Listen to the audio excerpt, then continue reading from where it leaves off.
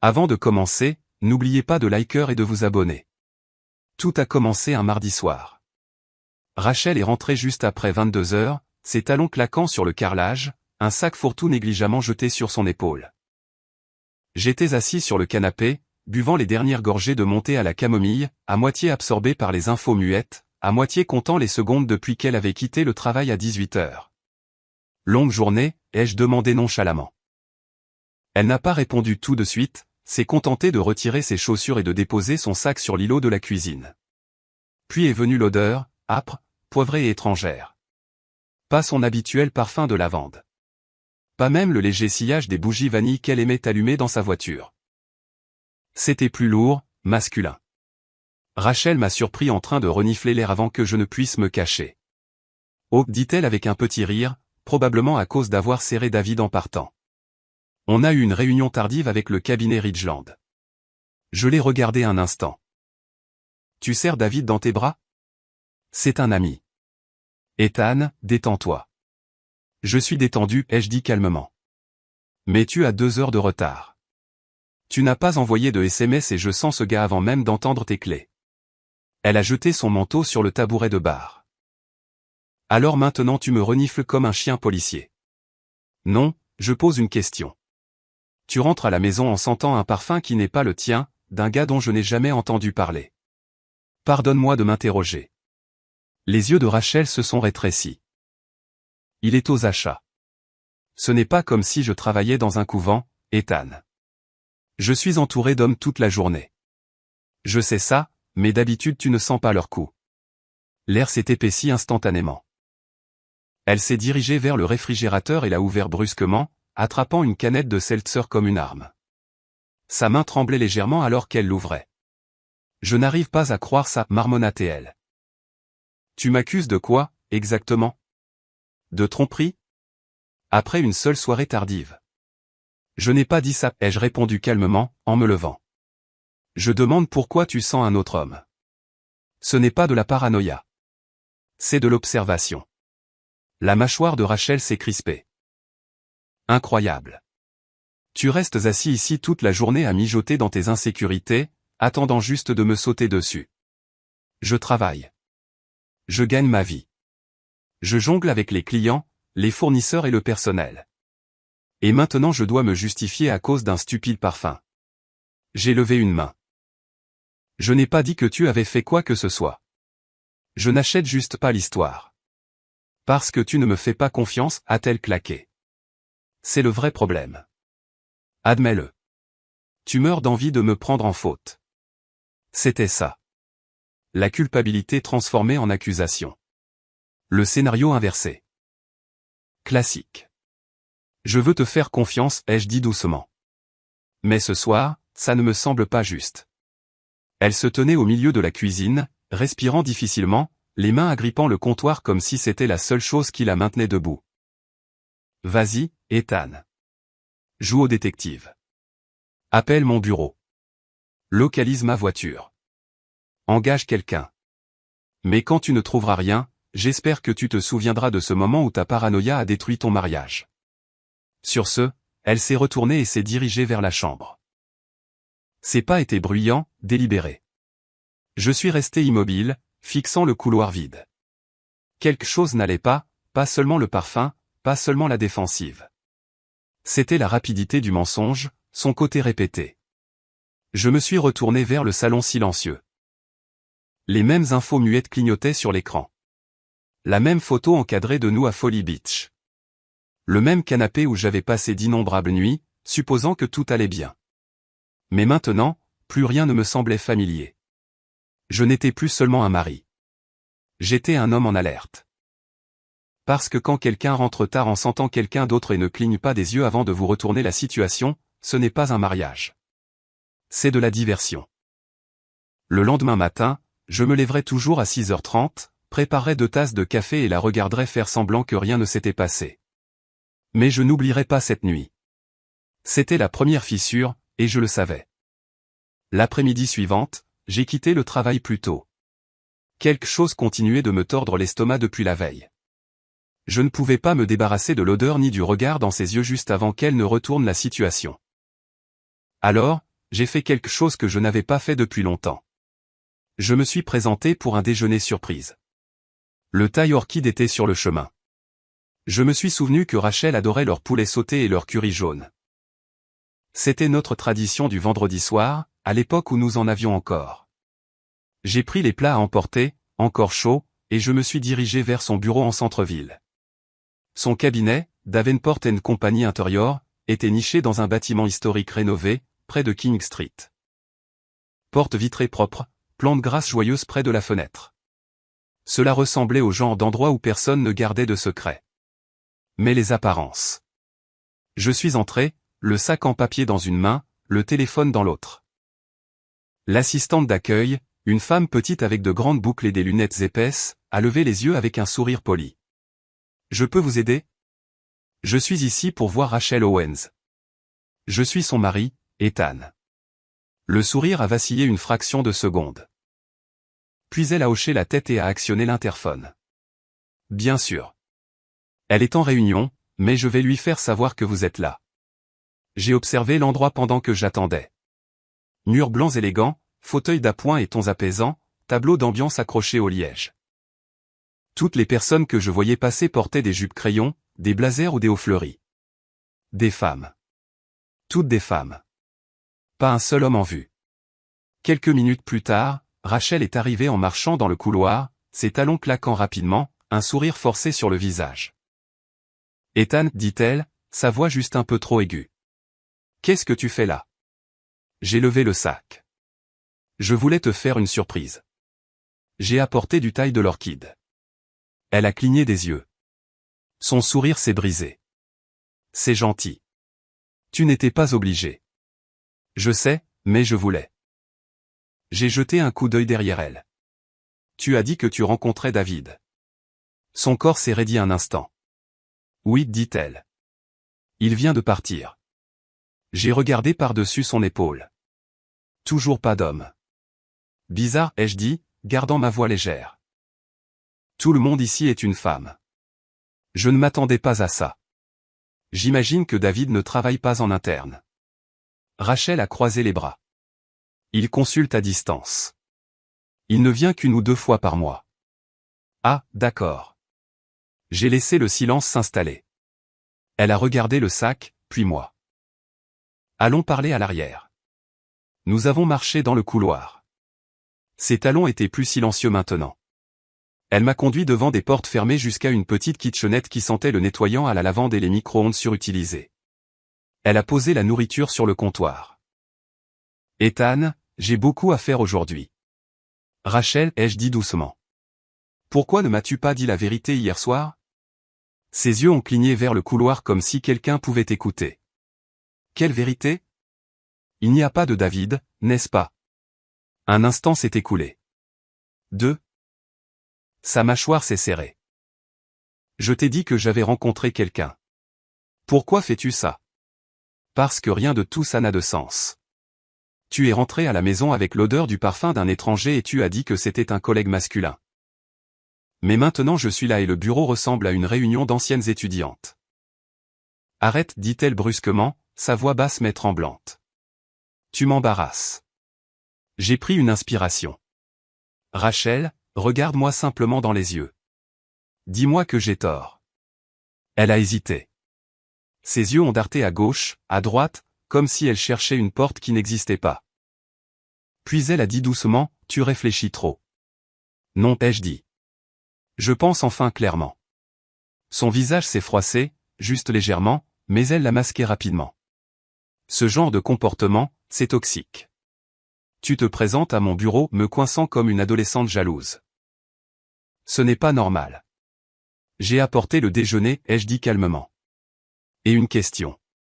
C'est toi qui en as fait une scène. Elle s'est détournée, les mains appuyées sur le bord de l'évier. Sa voix, quand elle est venue, était à peine un murmure. Je suis sous pression. Je n'avais pas besoin de ça aujourd'hui. J'ai hoché la tête lentement. Alors peut-être que la prochaine fois, tu pourras arrêter de mentir et juste dire ça. J'ai laissé la nourriture sur le comptoir. Je ne l'ai plus touchée.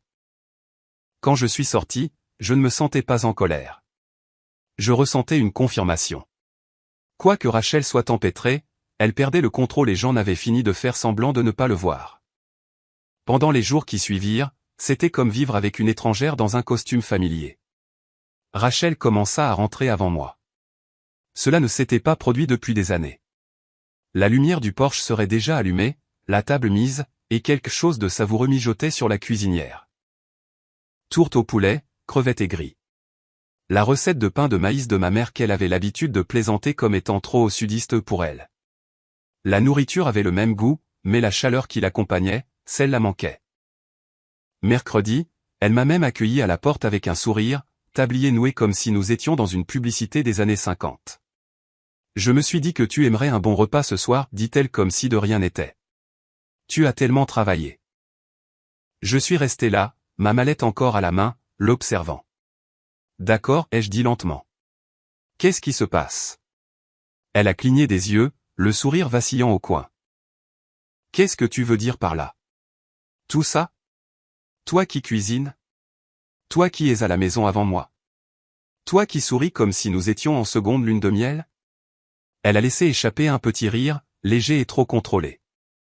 Ethan, une femme ne peut-elle pas simplement montrer son appréciation? Tu peux, ai-je dit en entrant. Mais ce n'est pas ce que c'est. Rachel est retournée à la cuisine. Je l'ai regardée prendre une cuillère en bois et remuer la marmite, ses épaules tendues. J'ai réalisé que j'avais été distante, dit-elle finalement. Le travail n'a pas arrêté. Je me suis laissé prendre par des choses qui n'ont pas d'importance. Et maintenant, elles n'en ont plus soudainement. Elle s'est retournée, les yeux un peu brillants, mais tenant la ligne. Oui, j'essaie de faire mieux, d'être meilleur pour nous. J'ai hoché la tête lentement. D'accord. Mais je ne l'ai pas cru. Non pas parce que je voulais la prendre en flagrant délit d'un autre mensonge, mais parce qu'il n'y avait pas de véritable excuse, pas de prise de responsabilité, juste une performance soigneusement mesurée, comme si elle cochait des cases sur une liste invisible. Elle s'illuminerait en cuisinant, pas seulement pour moi, mais pour elle-même. Elle chanterait, renverserait des épices, laisserait des empreintes de farine sur sa chemise. Maintenant, elle essuyait chaque comptoir dès qu'il était sale. Elle me regardait trop attentivement après chaque bouchée. Chaque merci était accueilli par une étrange anticipation silencieuse et son téléphone toujours face cachée, jamais sur la table. Une fois, je l'ai surprise en train de l'éteindre en pleine sonnerie quand elle pensait que je ne regardais pas. Mauvais numéro, marmonna-t-elle en le glissant dans un tiroir. Le calme dans notre maison était trop silencieux. Trop artificiel, comme l'œil d'un ouragan. Jeudi soir, après le dîner, je me suis appuyé contre le comptoir pendant qu'elle chargeait le lave-vaisselle. Rachel. Elle ne s'est pas retournée. Qu'est-ce que tu caches? Ses mains se sont arrêtées sur une assiette, ses jointures blanchissant. Puis elle a continué à l'empiler dans le support. Je ne cache rien, dit-elle doucement. J'essaie juste de ramener la paix dans notre foyer. C'est tout ce que je veux. La paix, ai-je répété. Son silence, elle a fermé le lave-vaisselle. Durement. Je suis fatigué, Ethan. Moi aussi, ai-je dit. Mais l'un de nous ment encore. Elle n'a pas répondu. Elle est juste montée à l'étage. Je suis resté dans la cuisine, fixant l'assiette vide dans l'évier et je me suis dit, ce n'était pas de la guérison. C'était du contrôle des dégâts. Et je n'étais pas dupe. Le lundi matin, j'en avais assez de cette mascarade. Les nouveaux dîners, le léger bourdonnement dans la cuisine, son évitement soudain de son téléphone, rien de tout cela ne collait. C'était un script, et Rachel le lisait trop soigneusement, trop proprement, comme quelqu'un qui efface ses empreintes dans la neige fraîche. Alors, j'ai fait quelque chose que je n'aurais jamais cru faire. J'ai appelé un détective privé. Il s'appelait Boyd, la cinquantaine, portait des kakis comme un uniforme et répondait à chaque question avant que je n'ai fini de la poser. Je l'ai trouvé grâce à une discrète recommandation d'un de mes anciens clients, un agent immobilier qui avait été trahi par son associé et qui jurait que Boyd trouvait la vérité plus vite qu'un mensonge ne pouvait respirer. Nous nous sommes rencontrés derrière la librairie de Queen Street. Je lui ai tendu une photo de Rachel, son adresse professionnelle et notre emploi du temps à la maison. Ses yeux ont parcouru les informations sans ciller. Elle trompe, a-t-il demandé platement. Je ne sais pas, ai-je dit. Mais quelque chose ne va pas. Boyd a simplement hoché la tête une fois. donnez-moi 4 jours. J'ai quitté cette réunion avec un nœud à l'estomac et une douleur sourde à la mâchoire. Je n'avais pas réalisé que je serrais les dents. Malgré tout, j'ai fait mes bagages ce soir-là pour un voyage de 2 jours à Atlanta, pour une conférence sur les logiciels de construction. Rien de palpitant, juste du réseautage et des costumes fatigués parlant de roi. Rachel m'a embrassé pour me dire au revoir mardi matin comme elle le faisait toujours, rapidement, machinalement, presque poliment. Puis elle a disparu à l'étage, fredonnant quelque chose de désaccordé.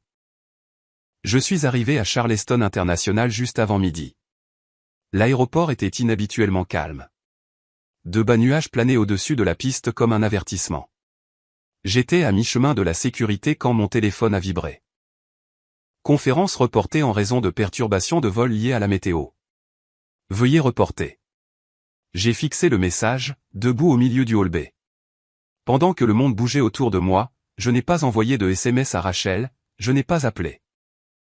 J'ai simplement fait demi-tour et suis retourné au parking de courte durée, me suis glissé derrière le volant de mon camion et suis rentré chez moi en silence. Au moment où je me suis garé dans l'allée, la maison semblait trop silencieuse.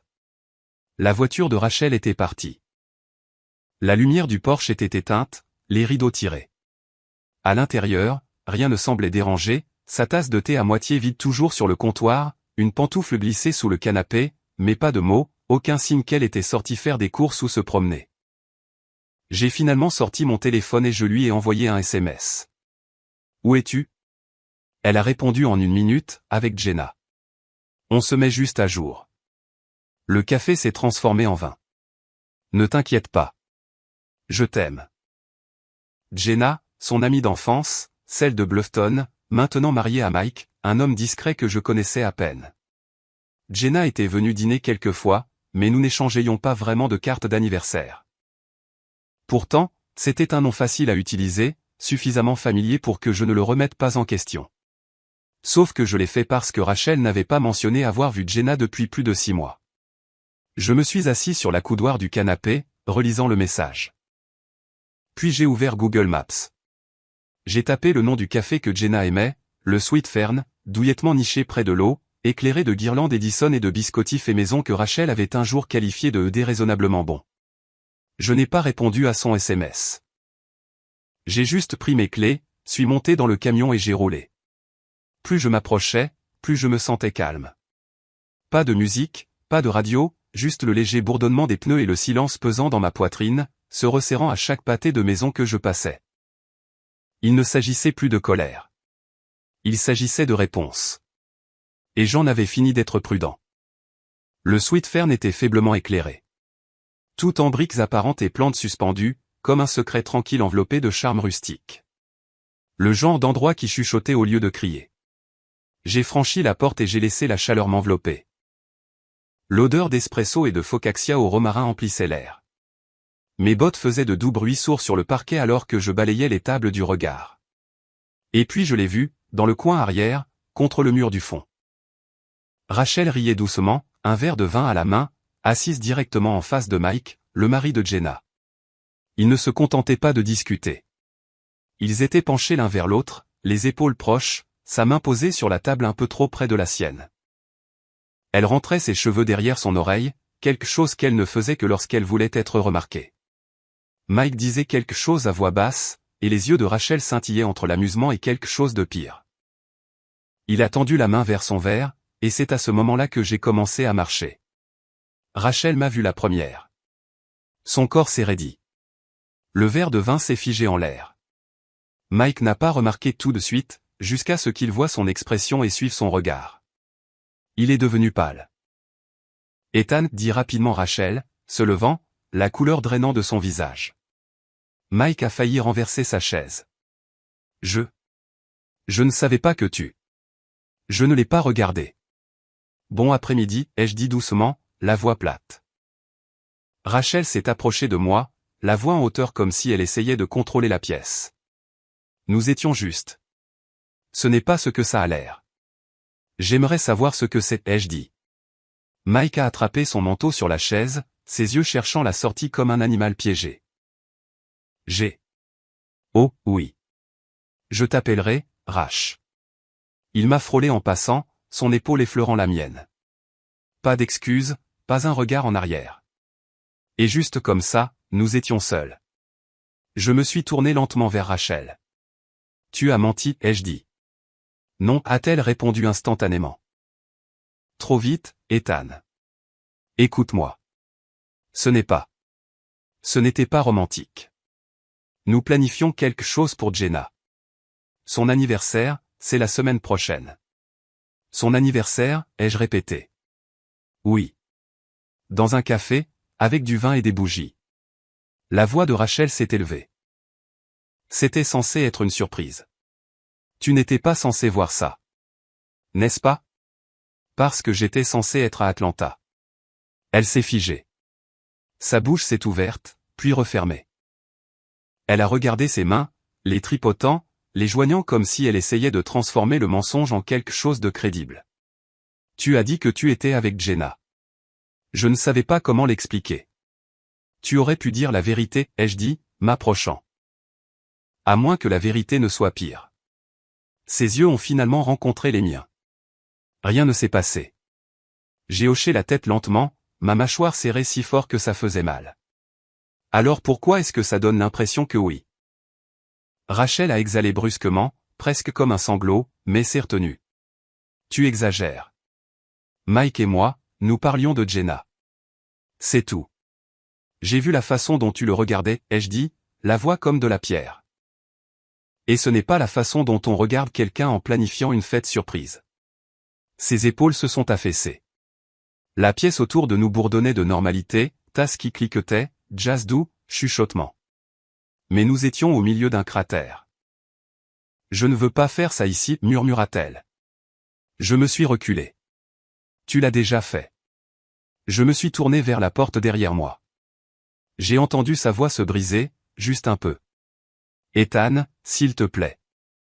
Mais je ne me suis pas arrêté. Je suis sorti dans l'air vif de Charleston et je n'ai rien ressenti d'autre que la douleur dans ma poitrine. Pas de chagrin, pas de rage, juste de la clarté. Je n'étais plus suspicieux. J'étais certain. Je n'ai pas dormi cette nuit-là. Je n'ai même pas essayé. Rachel est rentrée tard. J'ai entendu la porte d'entrée grincer vers minuit, suivi du doux frottement de ses chaussures sur le parquet. Elle n'a pas jeté un coup d'œil dans la chambre, n'a pas frappé, et juste allé directement dans la chambre d'amis et a fermé la porte. Elle savait. Le lendemain matin, juste avant le lever du soleil, j'étais debout, laquant mes bottes pendant que la bouilloire chauffait.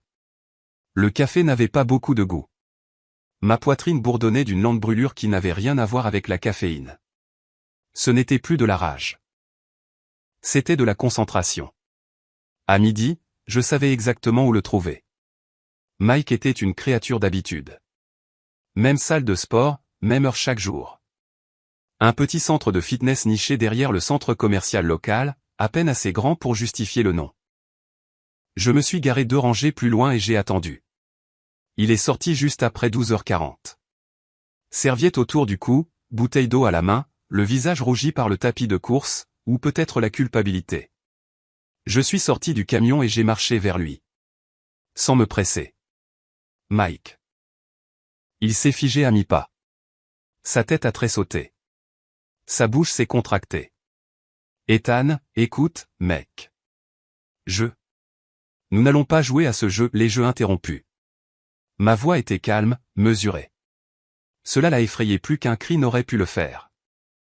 Mike a jeté un coup d'œil autour de lui comme s'il calculait si quelqu'un pouvait nous entendre. Le parking était silencieux, juste un camion de livraison qui roulait au loin. Rien ne s'est passé, dit-il. Je le jure. Rachel et moi, nous étions justes. Ne m'insulte pas, ai-je dit platement. Tu crois que je ne l'ai pas vu? La façon dont tu la regardais. La façon dont tu t'es enfui comme un voleur. Il a dégluti. Sa prise sur la bouteille d'eau s'est resserrée. J'ai paniqué. Je ne voulais pas que Jenna. Non, elle ne sait pas encore. Mike a hésité. Non. J'ai fait un pas de plus. Alors laisse-moi te simplifier la tâche. Reste loin de ma femme. Il a cligné des yeux, pris au dépourvu. Attends, quoi? Tu m'as entendu. Pas de SMS, pas de café secret, pas de planification de surprise d'anniversaire. Si je te surprends à moins de 3 mètres de Rachel à nouveau, je te promets que ce ne sera pas une conversation la prochaine fois. Ses yeux se sont écarquillés. Écoute, je ne voulais pas que tout cela arrive. C'était stupide. Je me suis laissé emporter, mais je n'ai pas Ethan, je n'ai pas franchi la ligne. Tu étais assis sur la ligne, ai-je dit en souriant, buvant du vin, la regardant comme si elle était déjà tienne. Sa respiration s'est accélérée. C'est fini. Je te jure, je ne lui parlerai plus. Je ne veux pas d'ennui. Je l'ai regardé un instant de plus et j'ai alors vu ce que je n'avais pas ressenti depuis des semaines. Le contrôle. Mike n'était pas défiant. Il ne souriait pas. Il avait peur. Ses épaules se sont affaissées et la rougeur de ses joues ne venait plus du tapis de course. Il savait que je ne bluffais pas bien, ai-je dit en reculant. Parce que la prochaine fois que je te verrai près d'elle, je ne parlerai pas en premier. Mike a hoché la tête rapidement, marmonnant des excuses que je ne me souciais pas d'entendre. Puis il s'est retourné et s'est précipité vers sa voiture, a tâtonné avec ses clés et a décollé du parking comme si l'endroit était en feu. Je suis resté là dans le froid, regardant les feux arrière disparaître. Pour la première fois depuis le début de tout cela, mes poumons se sont réellement remplis. Non pas de paix, mais de détermination, car maintenant je savais quelque chose d'encore plus important que ce que Rachel avait fait. Je savais ce que ça faisait de tenir à nouveau le volant. Et je ne lâcherais pas. Elle m'attendait quand je suis rentré, debout dans la cuisine, les bras croisés, la mâchoire serrée. Le four était encore allumé, quelque chose à moitié cuit à l'intérieur, mais elle ne l'avait pas touché depuis un moment. L'odeur de romarin et de quelque chose qui brûlait planait lourdement dans l'air. Ses yeux se sont posés sur moi dès que j'ai franchi la porte. « Tu es allé voir Mike » a-t-elle claqué. Je n'ai même pas cligné des yeux. J'ai juste laissé tomber mes clés sur le comptoir et enlevé ma veste. « Calme comme toujours » dit-elle. « Tu l'as fait. Ne le nie pas. » Je ne nie rien, ai-je dit, la dépassant pour me diriger vers l'évier. Je suis allé le voir. Nous avons parlé. Elle m'a suivi comme une ombre, sa voix montant rapidement. Tu n'avais pas le droit de faire ça. Tu l'as humilié. Tu l'as menacé. Je me suis retourné pour lui faire face, lentement et délibérément. Je lui ai dit de rester loin de ma femme. Si cela ressemble à une menace, peut-être devrais-tu réfléchir à la raison pour laquelle ça l'a été. Sa bouche s'est ouverte, puis refermée. Elle a secoué la tête avec incrédulité. Tu es incroyable. Tu te comportes comme un écolier jaloux. Mike et moi n'avons rien fait. Ethan, tout est dans ta tête. Tu as menti sur le fait d'être avec Jenna, ai-je répondu froidement. Tu l'as rencontrée dans mon dos. Tu as bu du vin avec le mari de ta meilleure amie en prétendant que c'était une petite séance de planification amicale. Je ne suis pas un idiot. Je n'ai pas menti, a-t-elle rétorqué. J'ai juste omis de te raconter toute l'histoire. Ce n'est pas mieux, Rachel. C'est de la manipulation. Elle a claqué le comptoir avec force. Tu tords la situation, tu en fais quelque chose qu'elle n'est pas. Je suis rentré. J'ai cuisiné pour toi. J'ai essayé. Tu as joué un rôle, ai-je interrompu. Il y a une différence. Sa respiration s'est coupée un instant, mais je l'ai vue. Cette fissure dans l'armure. J'essaie de réparer ça, dit-elle, plus doucement maintenant, comme si ça lui faisait physiquement mal de baisser le ton. Et au lieu de me rejoindre à mi-chemin, tu es là à menacer des gens comme un justicier. Je ne menace pas les gens, ai-je dit. Je protège le peu de dignité qu'il me reste. Ses lèvres se sont séparées, mais aucun mot n'est sorti. Le silence s'est étiré. Lourd, chaud. Puis elle a retrouvé son aplomb. Je veux que tu t'excuses auprès de Mike, dit-elle sèchement. Tu n'avais pas le droit de le coincer. C'est le mari de Jenna. C'est pratiquement de la famille. J'ai expiré et me suis appuyé contre le comptoir. Tu veux que je m'excuse? Oui. J'ai étudié son visage, le feu dans ses yeux, les poings serrés, le désespoir derrière l'indignation. Et pour la première fois depuis le début de tout cela, je ne me suis pas senti faible en face d'elle. Non, ai-je dit simplement. Rachel a cligné des yeux. Quoi? Non, ai-je répété. Je ne m'excuserai pas. Ni auprès de lui. Ni auprès de toi. Elle a fait un pas en avant, la voix tremblante maintenant. Tu jettes tout par la fenêtre. Pourquoi? Une suspicion? Ce n'est plus une suspicion. C'est une tendance et ça a commencé avec toi. Sa bouche tremblait, mais son regard ne s'est pas brisé. Tu me punis pour quelque chose qui ne s'est même jamais produit. Je réagis à ce qui s'est déjà produit. Tu as invité cela dans nos vies, Rachel, et maintenant c'est là. Un long silence a suivi. Plus de cris, plus d'excuses, juste elle me regardant comme si elle ne reconnaissait pas celui qu'elle regardait.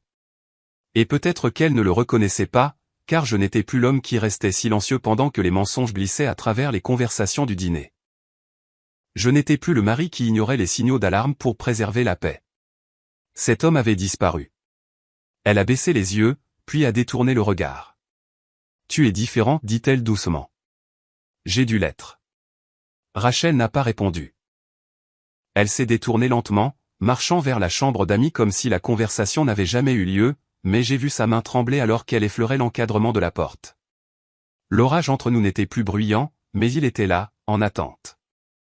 L'air au-dessus de Charleston Books and Antiques sentait le vieux papier, le cirage et les secrets discrets.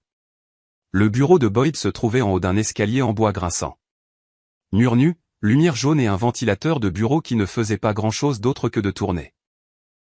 Les stores étaient à moitié baissés. Des rayons de soleil matinaux traversaient la poussière. Il m'attendait quand je suis entré. Un épais dossier en papier mâché déjà ouvert sur la table entre nous. J'ai pensé que vous voudriez voir ça en personne, dit-il, me faisant signe de m'asseoir en face de lui. Je me suis assis sans un mot. Il n'a pas hésité. Il a fait glisser les photos, une par une, comme des cartes à une table de jeu aux enjeux élevés. Pas de drame, juste la vérité. La première photo, Rachel et Mike marchant côte à côte sur East Bay Street. Proche. Trop proche. Sa main effleurant juste son dos. La suivante, les deux se glissant dans un hôtel de charme, que je reconnaissais à quelques pâtés de maison de l'eau. Pas de bagages. En milieu de journée. Une autre, un couloir faiblement éclairé. Mike debout devant une porte de chambre d'hôtel. Rachel à côté de lui, riant, sa main sur son bras. Et une autre, et une autre. Chaque image était un coup de marteau. Mais étrangement, je n'ai pas bronché. Je n'ai pas détourné le regard. La voix de Boyd a traversé le silence. Celles-ci ont été prises sur 3 jours différents. 2 hôtels différents. Toujours pendant les heures de bureau, toujours seul. J'ai hoché la tête lentement. Depuis combien de temps? Il a feuilleté un carnet, l'a scanné. Environ 3 semaines. La première observation a eu lieu environ une semaine avant que vous ne veniez me voir. Donc, cela avait commencé avant le parfum, avant le mensonge à propos de David. Avant que je ne pose la moindre question. Mes mains reposaient à plat sur la table, complètement immobiles. Des photos d'eux à l'intérieur, ai-je demandé. Boyd secoua la tête. Je ne fais pas ça, mais je pense que vous avez compris. J'ai de nouveau regardé les photos. Le visage de Rachel sur celle-ci n'était pas coupable. Pas nerveux. Elle souriait, détendue, libre, comme si elle ne se cachait pas, comme si c'était normal. C'est ça qui m'a frappé. Elle ne ressemblait pas à quelqu'un perdu dans une erreur. Elle ressemblait à quelqu'un qui avait déjà décidé qu'elle était partie. Je me suis penché lentement en arrière dans la chaise. Le ventilateur de plafond cliquetait au-dessus de nous, régulièrement et doucement. C'est ce dont vous aviez besoin, demanda Boyd. J'y ai réfléchi un long moment, puis j'ai hoché la tête. J'avais besoin de la vérité. Il a refermé le dossier et l'a poussé vers moi. Vous voulez une copie? Non, ai-je dit, ceci suffira. Je ne me sentais plus en colère. Ce que je ressentais, c'était de la clarté. Aiguë et froide, mais propre. Il n'y aurait pas de cri quand je rentrerais. Plus d'accusations. Plus de supplications pour qu'elle avoue. Ce chapitre était clos au moment où j'ai vu sa main sur son bras devant cette porte d'hôtel. Je me suis levé et j'ai glissé le dossier sous mon bras. Boyd s'est penché en arrière sur sa chaise. Vous allez bien, mec? J'ai fait une pause dans l'embrasure de la porte. Je suis prêt et je le pensais, car maintenant je ne cherchais plus de réponse. Maintenant, je savais exactement ce qu'il fallait faire. Vite fait, appuyez sur le bouton j'aime pour booster l'histoire. Le jardin de Jenna ressemblait à un rêve Pinterest. Des guirlandes lumineuses zigzaguaient au-dessus. Un doux jazz flottait d'un haut-parleur près du porche et des bougies scintillaient dans des bocaux en verre sur chaque table. L'air d'automne était vif, le brasero brillait d'un orange chaud, et des amis de tous les horizons de la vie de Jenna. Voisins, collègues, dames de l'église, se mêlaient avec des verres de punch et des assiettes en carton de barbecue. Rachel avait été collée au bras de Jenna toute la nuit, souriant largement, jouant la meilleure amie attentionnée. Elle riait fort, plus fort que d'habitude, comme si elle essayait de prouver quelque chose à quiconque la regardait. Elle ne cessait de me jeter des regards, attendant, et je continuais à siroter ma boisson, silencieux. Finalement, elle s'est approchée, un verre de vin à la main, l'haleine sentant légèrement le pinot et la panique. « Tu as à peine parlé à qui que ce soit, dit-elle, doucement mais d'un ton sec. « Je suis là, ai-je répondu. Sa mâchoire s'est serrée. Je sais ce que signifie ce ton. J'ai regardé vers le brasero. Jenna était assise sur l'un des bancs, enveloppée dans une couverture que quelqu'un avait posée sur ses épaules.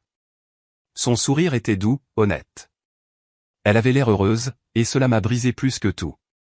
Rachel s'est rapprochée. Écoute, ce n'est pas l'endroit. Pas ce soir. Mais pour l'amour de Jenna, tu ne peux pas juste, elle a dégluti, faire la paix avec Mike? Juste être civil? Je me suis tourné pour lui faire face. Civil. Elle a forcé un sourire. T'excuser. Même un rapide, juste pour les apparences. Nous devons tous partager le même espace, Ethan. Je l'ai regardé un long moment. Puis j'ai hoché la tête une fois. D'accord. J'ai traversé le jardin calmement, fendant des groupes de bavardage et de rire jusqu'à ce que je le trouve. Mike, près de la glacière, faisant semblant d'être occupé avec un sac de glace. Il ne m'a pas vu au début. Mike, ai-je dit. Il s'est tourné et s'est figé. J'ai vu sa gorge tressaillir. Et, Ethan. Bonne fête. J'ai tenu mon verre fermement, mes yeux rivés sur les siens. Vas-tu le dire toi-même à ta femme, ai-je dit lentement. Où dois-je le faire? Les mots ont frappé comme un coup de tonnerre. Tous les sons semblaient s'évanouir. Le visage de Mike s'est vidé de ses couleurs. Quoi? Non, ai-je dit en levant une main. Ne fais pas semblant. Pas ici. Pas maintenant. La foule autour de nous s'est immobilisée. Quelqu'un a laissé tomber une fourchette en plastique. Rachel se dirigeait déjà vers nous, rapidement. Ethan. Mais il était trop tard. Jenna s'est levée, fronçant les sourcils. Qu'est-ce qui se passe? Je n'ai pas quitté Mike des yeux. J'ai vu les photos. Hôtel. Vin. Rire dans des coins sombres. Ma femme. Ton mari. Des murmures ont ondulé comme des répliques. Jenna a cligné des yeux lentement. De quoi il parle? La voix de Rachel s'est brisée. Jenna, s'il te plaît, n'écoute pas. Réponds-lui, ai-je dit, la voix froide. Ou je le ferai. Mike a fait un pas en avant. Ce n'était pas sérieux. C'est juste arrivé. Jenna le fixait, immobile. Quoi, dit-elle. Un mot, plat, vide. Rachel a tendu la main vers elle. Jenna, nous ne voulions pas te faire de mal. Je jure que ce n'était pas. Jenna a reculé comme si elle avait été giflée. La lumière du porche a vacillé. Quelqu'un a chuchoté derrière nous. Je savais que quelque chose n'allait pas. Tu étais avec mon mari? La voix de Jenna s'est brisée, forte et rauque. Rachel a hoché la tête lentement, les larmes aux yeux. C'était une erreur. Jenna a regardé entre eux, sa meilleure amie et son mari, comme si elle essayait de traduire une langue qui n'existait pas. Puis elle a crié. Ce n'était pas un cri dramatique. C'était brisé, désordonné, le genre qui ouvrait quelque chose. Dehors, a-t-elle sangloté. Tous les deux, sortez de ma maison. Rachel a essayé de parler à nouveau, mais Jenna l'a coupé. Je t'ai accueilli chez moi. Je t'ai tout dit. Tu étais assise sur mon canapé pendant que je pleurais à cause de lui. Et toi? Elle s'est tournée vers Mike. Et toi? Tu étais censé être meilleur que ça. Mike a bredouillé. Jenna, s'il te plaît. Pars, dit-elle en désignant le portail. Maintenant. Les invités ont commencé à reculer. Les chuchotements sont devenus plus forts. Quelqu'un a tiré la mère de Jenna à part, essayant de la calmer. Une femme au châle bleu a marmonné, je savais que quelque chose n'allait pas. Rachel s'est tournée vers moi. Son visage était pâle, des larmes sur ses joues. Tu n'avais pas à faire ça comme ça. Je l'ai regardé en retour, impassible. Il ne s'agissait pas de toi, ai-je dit. Il s'agissait de la vérité, et la vérité ne se souciait pas des bougies d'anniversaire. Elle m'a suivi jusqu'au portail latéral, ses talons glissant dans l'herbe, le mascara coulant sur ses joues. La lumière du porche nous atteignait à peine, projetant de longues ombres sur la cour, mais je pouvais encore tout voir, la panique dans ses yeux. La façon dont ses doigts tremblaient comme si elle essayait de retenir quelque chose qui s'était déjà brisé. Ethan, s'il te plaît, haleta Rachel. Écoute-moi juste. Je n'ai pas arrêté de marcher. Elle a attrapé mon bras. Ce n'était pas ce que ça avait l'air. Je veux dire, c'était mal, mais ça ne voulait rien dire. Je te jure. Je me suis retourné lentement, calmement. Ça voulait dire assez pour tout risquer. Sa lèvre trembla. Ça n'était pas censé aller aussi loin. Je ne l'avais pas prévu. Nous ne faisions que parler. Et puis nous nous rencontrions et puis elle s'interrompit, étouffant un sanglot. J'étais seul, Ethan. Tu étais si loin. Toujours dans ta tête. Toujours ailleurs. Non, ai-je dit doucement. Ne transforme pas ça en ma faute. Elle recula comme si je l'avais giflée. Je ne te blâme pas. Je viens de. J'ai fait une erreur et je le sais. Mais cela ne doit pas être la fin. Salé, ai-je dit, la voix ferme. Rachel, rentre chez toi. Fais tes affaires. Non, murmura-t-elle, secouant la tête. S'il te plaît, pas comme ça. Ne me ferme pas la porte au nez. Derrière nous, la moustiquaire grincéa. Jenna se tenait là, pieds nus sur les marches, les bras croisés, les yeux rouges d'avoir pleuré, mais flamboyants d'une chose plus froide que le chagrin. Toujours là, demanda-t-elle, sa voix comme de la glace craquée. J'ai dit de partir. Rachel se tourna vers elle. Jenna, Tu as couché avec mon mari, dit Jenna, descendant dans l'herbe. Tu t'es assise en face de moi pendant des années et tu m'as dit que j'étais de la famille. Tu m'as menti droit dans les yeux. Rachel baissa le regard. Je ne voulais pas. Ça ne rend pas les choses meilleures, claqua Jenna. Ça les rend pires. Pendant un instant, aucun de nous ne bougea. Puis Rachel se tourna à nouveau vers moi comme si j'étais sa dernière chance. Je peux arranger ça. Donne-moi juste du temps. J'ai secoué la tête. Je t'ai donné du temps, Rachel. Je t'ai tout donné. Elle ouvrit la bouche, mais aucun son n'en sortit. Seulement des larmes. Elle pressa ses doigts sur ses lèvres comme pour faire taire le monde. Et puis lentement, sans un mot, elle se tourna. Elle s'éloigna dans l'obscurité, serrant son sac contre sa poitrine, la tête baissée, comme si la nuit elle-même avait honte de la voir. Et je la laissai partir. La fête avait disparu. Les lanternes en papier oscillaient encore dans la brise, et le brasero scintillait doucement, mais les rires avaient cessé. Le jardin était vide, à l'exception des morceaux brisés que personne ne voulait nettoyer. Jenna était assise près du banc de jardin, les genoux repliés sur sa poitrine. Sa robe froissée et trempée à l'ourlet. Le mascara coulant sur ses joues comme de la peinture de guerre. Ses cheveux frisés par l'humidité et les larmes. Je me tenais à quelques mètres, ne sachant pas si j'étais invité à m'approcher. Elle rompit le silence la première. Tu savais, murmura-t-elle. Je ne répondis pas. Sa tête se leva lentement, ses yeux sombres et fatigués. Tu savais que quelque chose se passait. Et tu as attendu. Tu m'as laissé me promener comme une idiote pendant sa voix se brisa. Pendant qu'il riait dans mon dos. Je n'avais pas de preuves, dis-je doucement. Pas avant hier. Jenna laissa échapper un rire amer. Pas besoin de preuves. Tu avais des yeux, non? J'expirais. J'essayais de me protéger. Et toi? Je ne voulais pas tout détruire sans être sûr. Eh bien, dit-elle, essuyant son visage du revers de la main. Tu es sûr maintenant? Je fis un pas en avant. Je suis désolé. Elle me regarda à nouveau, cette fois avec quelque chose de plus doux dans son expression, épuisée, mais pas cruelle. Oui, marmonna-t-elle. Moi aussi. L'air redevint immobile. Joyeux anniversaire, dis-je, à moitié un souffle. Elle laissa échapper un son étranglé, moitié rire, moitié sanglot, puis secoua la tête. Le pire de tous, murmura-t-elle. Je restai 1 minute, peut-être 2, mais rien de ce que je pouvais dire ne réparait ce qui s'était brisé ce soir-là. Ni pour elle, ni pour moi. Alors, je me dirigeai vers le portail, jetai un dernier coup d'œil, et le laissai se refermer derrière moi.